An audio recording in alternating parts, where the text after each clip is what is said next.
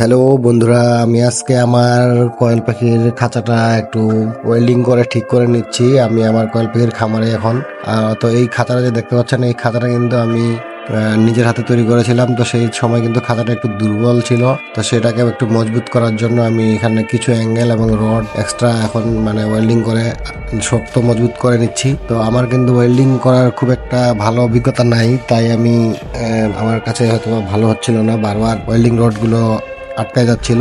যদিও আমি অনেক দিন থেকেই ওয়েল্ডিং এর কাজ করি এবং অনেক কিছুই তৈরি করছি নিজের হাতে, তারপরেও আমি বলবো যে আমার ওয়েল্ডিং করার অভিজ্ঞতা খুব একটা ভালো না। কারণ বর্তমান যুগে দেখবেন সবারই এই ধরনের একটা ফ্যাশন হয়ে গেছে যে আমি এটা পারি না, আমি এটা করতে পারি না, আমি এটা প্রথম করতেছি, এরকম ধরনের অভিনয় মানে বর্তমানে এই যুগে এটা একটা ফ্যাশনে পরিণত হয়ে গেছে। ঠিক আছে, যদি কেউ বলে যে আমি এটা পারি না বলাটা মনে হচ্ছে যে এটা কত বড় একটা মহান আর কি কাজ। ঠিক আছে, মানুষের এখন এই যুগে এই ধরনেরই আচরণ হয়ে গেছে। তাই আমি একটু আপনাদের সাথে মজা করে বললাম যে আমি ওয়েল্ডিং ভালো পারি না।